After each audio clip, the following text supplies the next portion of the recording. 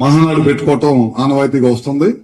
ఆనవాయితీగా పెట్టుకొని మనం ఈ సంవత్సరం పాటు పార్టీ అభివృద్ధి కోసం పార్టీ ఏ విధంగా ముందుకు తీసుకెళ్లాలనేది ఈ సభలో చర్చించుకొని ఆ సంవత్సరం పాటు మనం తీర్మానాలు పాస్ చేసుకొని ఒక పక్క అభివృద్ధి, మరో పక్క పార్టీని రెండింటిని కూడా మనం ముందుకు తీసుకెళ్లాలనే ఉద్దేశంతో మహానాడు ప్రతి సంవత్సరం కూడా జరుపుకుంటున్నాం.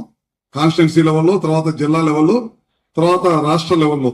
రేపు 27, 28, 29 కూడా ఎప్పుడు జరపని విధంగా కడప జిల్లాలో జరపాలని చెప్పి మన ముఖ్యమంత్రి నారా చంద్రబాబు నాయుడు గారి ఆదేశాల మేరకు మనందరం కూడా అక్కడ జరుపుకుంటాం.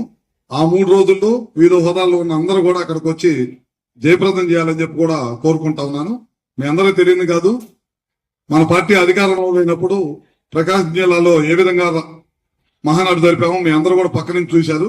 అంతకంటే బాగా జరపాలనే ఉద్దేశంతో మేమందరం కూడా గడిచిన 10 రోజుల నుంచి పనిచేస్తా ఉన్నాం అక్కడ.